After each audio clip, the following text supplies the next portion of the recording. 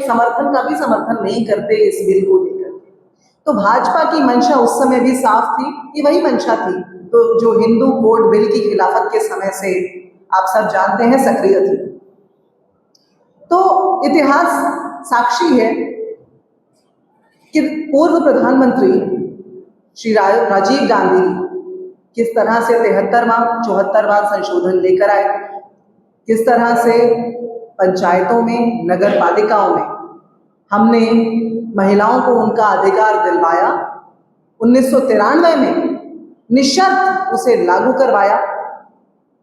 1993 में राष्ट्रीय और प्रदेश स्तर पर इन संशोधनों के 73वें और 74वें के लागू होने का नतीजा ये है, आज इस देश की हर नारी, इस देश का हर नागरिक जानता है कि 73वें और 74वें संशोधन जिसे कांग्रेस पार्टी लाई थी, जब हमारे पास संख्या बल था, जब राजीव गांधी जी की सरकार थी, उनके मरणोपरांत उसे लागू किया जा सका, लेकिन 1993 में उसे दोनों स्तरों पर, पंचायती स्तर पर और नगर पालिका के स्तर पर लागू कर दिया गया। उसका नतीजा आज ये कि इस देश के अंदर पंचायतों में, नगर पालिकाओं में, आपके यहाँ उड़ीसा में भी होगा, हर जगह निर्वाचित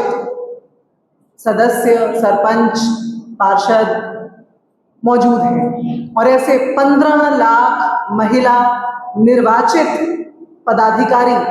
आज पंचायतों में और नगर पालिकाओं में काम कर रहे हैं। ये कांग्रेस पार्टी की दूरदर्शिता का, राजीव गांधी जी की दूरदर्शिता का 73वें 74वें संशोधन, जिसको निशर्त कांग्रेस पार्टी ने इस देश की महिलाओं को, इस देश की मातृशक्ति को उपहार के तौर पर दिया था, उनका अधिकार लागू करवाया था, उसका नतीजा है। तो 2010 में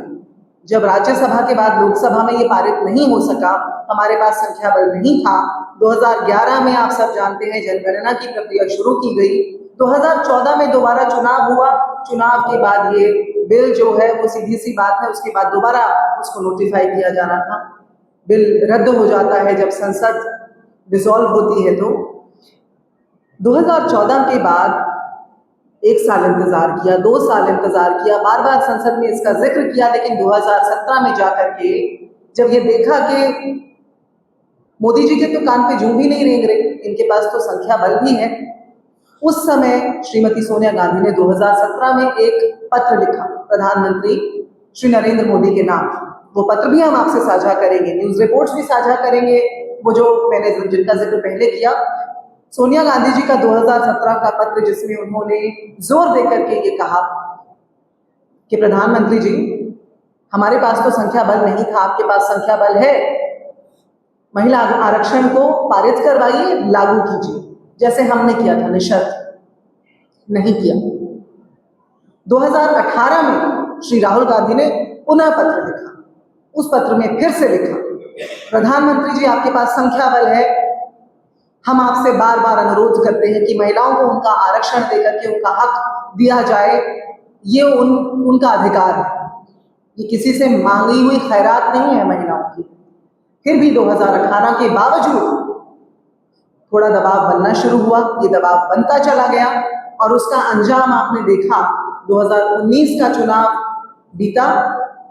2024 के चुनाव से पहले 2023 के अंदर मोदी सरकार ने इस बिल को लाने की स्वीकृति तो जताई, इसका नाम बदला, ऊपर से इसमें शर्तें लगा दी। शर्तें भी क्या लगाई? शर्तें लगाई कि पहले जनगणना होगी, वो जनगणना जिसमें वो जातीय जनगणना को अर्बन नक्सलिज्म उस समय बोला करते थे, याद होगा ना आप सभी को। वो जनगणना होगी, फिर परिसीमन होगा, तब जाके 2029 तक शायद ये बिल लागू हो सके। फिर भी उनकी शर्तों के बावजूद पूरी कांग्रेस पार्टी ने, हमारे सभी सांसदों ने, समूचे विपक्ष ने सरकार का साथ दिया, सरकार के साथ मिलकर के 2023 के इस विधेयक को इस देश की नारी शक्ति के नाम किया, उसे पारित किया। ये मानते हुए उसके बाद भी हमने प्रेस कॉन्फ्रेंसेस की थी, उड़ीसा भी आए थे हमारे कुछ प्रवक्ता, मैं भी गई थी किसी और प्रदेश में। मुझे बहुत स्पष्ट तौर पर याद है, पूरे देश में प्रेस कॉन्फ्रेंसेस करके हमने ये बताया कि राजीव गांधी जी का सपना आज, कांग्रेस पार्टी का सपना आज सच हो गया है। ये नहीं पता ये लागू कब तक होगा, क्योंकि भाजपा के सांसद तो संसद के पटल से खुद ही बोल रहे थे कि भाई 2029 से पहले, 10 साल से पहले तो ये लागू ही नहीं हो सकेगा। लेकिन फिर भी हमने पूरा समर्थन दिया। लेकिन भाजपा की मंशा, प्रधानमंत्री मोदी की मंशा कुछ और थी। असल में नारी शक्ति वंदन का नाम तो दिया ताकि 2023 के बाद 2024 जब आए और जो उनके कई सांसद गुहार लगा रहे थे 400 पार करके दिखाना है, 400 पार करो ताकि संविधान बदल सके, फिर उन सांसदों के टिकट भी कटे थे, आपको याद हो। लेकिन 2024 में क्या हुआ? उसी मातृशक्ति ने, नारी शक्ति ने, जिसको समझ में आ गया था कि ये नारी शक्ति वंदन नहीं है, ये भाजपा का क्रंदन है, ये भाजपा का क्रंदन है, बौखलाहट है। उसी नारी शक्ति ने 400 पार के नापाक मंसूबों वाली भाजपा को, मोदी तंत्र को 240 पे समेट करके बिल्कुल सीमित कर दिया, अपाहिज कर दिया, ताकि वो 2024 में अपने दम पर सरकार भी ना बना सके। संविधान बदलने के मंसूबे तो बहुत दूर की बात है। ऐसे में अब भाजपा को एक नई साजिश सूझी और वो नई साजिश लेकर के आए कि जो 334A, जो 2023 के विधेयक के माध्यम से संविधान में संशोधन करके 334A अनुच्छेद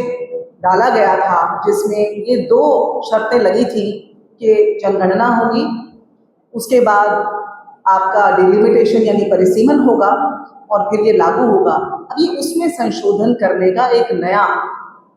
तरीका, नया दांव पेच लेकर के आए और ये कहा कि भाई इसको आप पारित करवा दीजिए तो हम तुरंत नारी शक्ति को उसका हक दे दें। पहली बात तो ये होते कौन है नारी शक्ति को हमारा हक देने वाले? कांग्रेस पार्टी ने 50% की